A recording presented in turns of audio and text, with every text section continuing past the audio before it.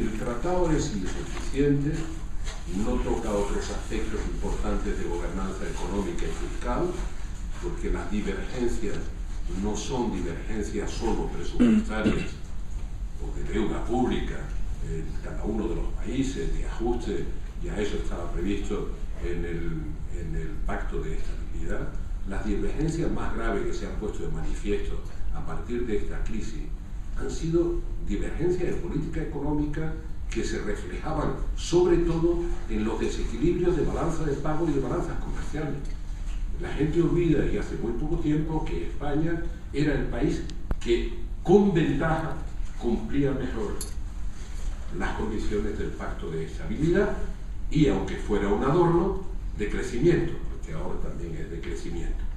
Entonces ya se puso como adorno, era una vocación política de decir estabilidad y crecimiento, es ligado al nacimiento del euro.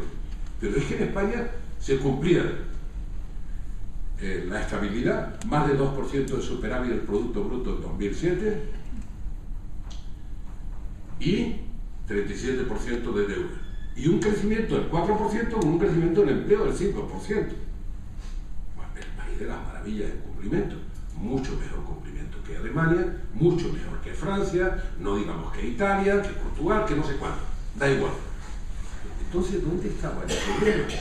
El problema estaba en que una unión monetaria falta también en el tratado, con un banco central absolutamente limitado, no es el banco de último recurso, solo se ocupa de la inflación, el crecimiento y el empleo no es un problema, tampoco es el problema suyo el emitir lo suficiente en términos monetarios para calmar a los mercados, lo explicaré después, ¿no? Además de eso, es obvio que la evolución que hemos vivido ha sido una evolución que cantaba que una unión monetaria no puede funcionar sin una convergencia, y por tanto una unión económica y fiscal, una convergencia de las políticas económicas. España tenía un déficit de balanza comercial del 10% y un déficit de balanza de pago del 10%, equivalente a 10,5%. Este era el problema de España.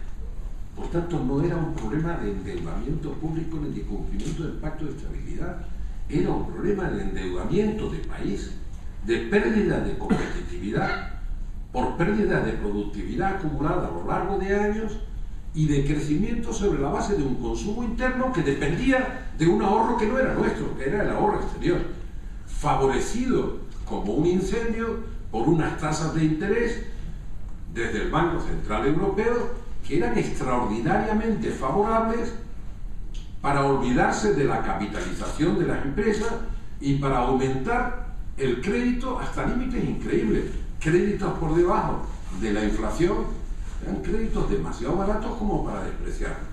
Por lo tanto, nuestro desequilibrio era un desequilibrio que tenía poco que ver con las exigencias del Pacto de Estabilidad que cumplíamos plenamente. Esa divergencia económica era previsible. Todo el mundo dice, nadie podía preverlo. Hombre, con la magnitud que se ha producido, lo acepto. Pero estando en una reunión hace poco tiempo sobre gobernanza europea, hace 3 meses sobre gobernanza europea, no sé por qué me sonó en la cabeza que algo había hecho por escrito cuando se toma la decisión de poner en marcha el euro. Y ahora, y como la magia de la digitalización te permite ir a los ordenadores y decir, oye, a ver, qué tontería se me ocurrió decir en la fecha en que ya se decidió, 98, que el euro se podría en marcha en el 2001. Todas las políticas de aproximación. Yo saludé al euro y el titular era el euro lleva a la unión política como aspiración, pero dentro de ese trabajito que se publicó en mayo del 98 había algo que era exactamente la siguiente frase: si no se acompaña la unión monetaria de una unión económica y fiscal, es decir, si no hay gobernanza económica, tal como se previó en el tratado de la unión económica y monetaria, no de la unión monetaria, sino de la unión económica y monetaria, en la primera crisis financiera se producirán choques asimétricos que pondrán en peligro la viabilidad de la moneda única. Eso fue lo que pasó entre 2007 y la fecha en que estamos. Se produjeron choques asimétricos por divergencias económicas en las distintas zonas de la Unión. ¿No era previsible? Sí era previsible. Es más, la financiación de la Fundación Delors, de la que presidió Delors contra Europa, sufrió gravemente porque a las instituciones no les gustó nada que con Juliano Amato y otros hiciéramos un informe sobre los choques asimétricos ante las crisis financieras que produciría la unión monetaria sin políticas económicas y fiscales complejas. Y se produjo irritación, porque las fundaciones están para hacer otra cosa, que es ayudar a los que gobiernan, aunque sea en el camino equivocado. Es decir, por aquí no va, pues no era muy acertado. Por lo tanto, ¿dónde está el fallo fundamental? Que puede prolongarse, por eso les hablo más del contexto, que el texto del tratado es aburridísimo, y van a tener mucha ocasión de desmenuzarlo con criterios técnicos, jurídicos y económicos en el seminario que van a dedicar, cuando felicito, a esto. ¿Cuál es el contexto? Europa viene cometiendo, además del error, hablo de la Unión Europea, de hacer poco y llegando siempre tarde, viene cometiendo un error de enfoque dramático. Estamos tratando el problema de la deuda como un problema de solvencia o insolvencia, olvidándonos de la liquidez y del crecimiento. Y tratándolo como un problema de solvencia, estamos empeñados en crear un problema de solvencia.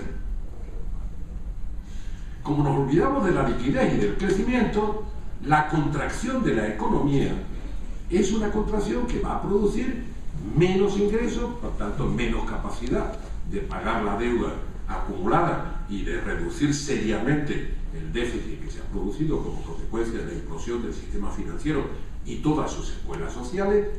Esas políticas contractivas son simplemente suicidas desde el punto de vista económico, pero la gran paradoja es que tampoco sirven para el objetivo de la estabilidad presupuestaria y del equilibrio presupuestario.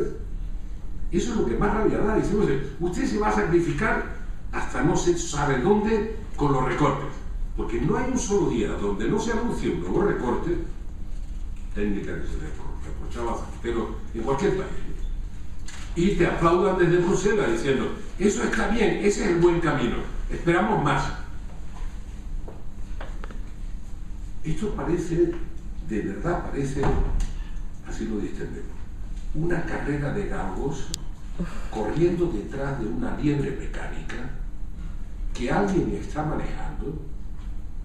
Ese alguien siempre es el gran interrogante para todos, y que cuando los galgos creen que ya van a morder la liebre mecánica, se la separan un poquito, o si la separan mucho, dejan de correr un poquito, y la carrera se mantiene, y cuando creen que van a morderla con la nueva medida que han adoptado audazmente y dramáticamente, la liebre se separa a otros metritos, y así los galgos corren detrás de la liebre hasta que los galgos revienten. Y vamos en ese camino. ¿Alguien ve un sentido de coherencia? No entro en los temas nacionales. A las reacciones espasmódicas que se producen cada día, cada semana, como respuesta a una supuesta exigencia de los mercados. Decidimos, para que eso funcionara, tener un enlace fijo de cada país de ese triángulo en la Cancillería, en la Presidencia francesa y en Moscú. Así que había 3 enlaces permanentes en la cocina. No estaba previsto en los tratados, como casi todas las cosas serias que se hacen, porque los tratados son instrumentales. Y duraron esos enlaces, que funcionaron muy bien, pues nosotros llegábamos y Delors, que era compulsivo, perdonar ese discurso al pasado típico de viejo de mi edad, era compulsivo, cristiano compulsivo, pues presentaba 60 iniciativas, porque sabía que de las 60 que presentaba, pues le iban a aceptar la mitad, que por cierto que siempre eran las que le interesaban. El Consejo le aceptaba la mitad, él presentaba 30 iniciativas, pero tampoco perdía el tiempo. Trataba de que esas iniciativas tuvieran como mínimo un respaldo inicial de los 3 mosqueteros, con algunos más. Por tanto, de Francia, Alemania, España muchas veces Holanda, hasta la caída del muro, por razones políticas que no de construcción europea, y Italia ya estaba bastante descolgada por la crisis de la República y tal, pero también se sumaba a las iniciativas europeas. Claro, cuando se presentaba eso, era muy difícil contenerlo en el Consejo Europeo. Obviamente teníamos garantizado que Gran Bretaña se iba a oponer. Sabíamos que había que pasar, digamos, por encima de esa oposición, aceptando el dicho de Margaret Thatcher anterior a ese momento, en el que afirmaba: todo lo que proponen ustedes es un disparate. Yo trato de frenar este tren europeo que ustedes conducen de una manera disparatada. Pero les aseguro que nunca me bajaré del tren. Yo trato de frenarme, pero bajarme no me bajaré. Por tanto, ¿en qué contexto van a hablar ustedes del tratado? Imaginemos que ratifican por ese procedimiento que se ha hecho, que no solo no respeta los procedimientos anteriores, sino que proyecta una imagen que es todavía más ajena al sistema democrático en el que vivimos, a la democracia representativa. Los ciudadanos, primero, no saben de qué va lo que se ha hecho. Segundo, no saben por qué procedimiento se está aprobando. Y por tanto, la lejanía, la distancia y la facilidad de hacer demagogia en cualquier proceso electoral, como estamos viendo ahora en Francia. La culpa la tiene la Unión Europea y la culpa la tiene la globalización. Por tanto, renacionalicemos las políticas, pongamos frenos a la globalización. Hablo de todos los extremos y algunos de los que dejan arrastrar por los extremos. Pongamos freno a la globalización con políticas proteccionistas y pongamos frenos a Europa diciendo que no. ¿Que no a qué? ¿Con qué alternativa? Una alternativa nacional. Si Europa ha perdido peso relativo y relevancia en el mundo, siendo todavía el primer producto bruto del mundo y la primera potencia en términos comerciales del mundo, y pierde relevancia al chorro respecto de los poderes emergentes, cada uno de los países de los que la componen creen de verdad que van a jugar un papel en la globalización. Y eso es lo que me lleva a decir: solo tenemos una solución, que es Europa. Y es una solución que estamos estropeando por errores en la conducción política europea. Me pararé. ¿Cuál es la condición básica que no se cumple? Para crear un espacio público compartido entre 27 países, por tanto 27 estados, aunque fuera sobre 6, o sobre 10, o sobre 15, tiene que haber instituciones cuya función, y las hay, sea la de proveer bienes públicos para ese espacio público compartido y no para el país A, B o C. Es decir, es un esfuerzo de supranacionalidad que se construye sobre sucesivas sesiones de soberanía para compartirlas con los demás, con la condición de que se gestione en el interés común del espacio público que se comparte, y no en el interés hegemónico de ninguno de los países de la Unión, por mucho peso que tenga. Eso es lo que está fallando en la construcción europea. Eso y la creciente distancia respecto de los ciudadanos que creen que lo único que es representativo desde el punto de vista democrático, y hoy también está cuestionado, son las elecciones para su parlamento y su gobierno. Y que el resto que funciona en Europa no es representativo. Por tanto, hay una crisis de credibilidad democrática, representativa en el funcionamiento de Europa. Pero es que esa crisis galopa hacia la mayor gravedad cuando el proveedor de bienes públicos para el conjunto de la Unión desaparece y es sustituido por la señora Merkel. Es decir, yo voy a decir lo que conviene hacer en Europa. Espérese, usted tiene una determinada demografía, usted tiene una determinada estructura económica, usted tiene determinados intereses perfectamente respetables, hay que converger en las políticas económicas y fiscales, pero usted no puede imponer a los demás no puede imponer a los demás un determinado modelo porque dice usted que le funciona. Yo creo que está dejando de funcionar y la prueba es que no va a crecer la economía alemana en 1% este año, porque se basa en la exportación. Y cuando los que compran desde fuera están tiesos, gracias a las políticas que hacen, pues la exportación se cae.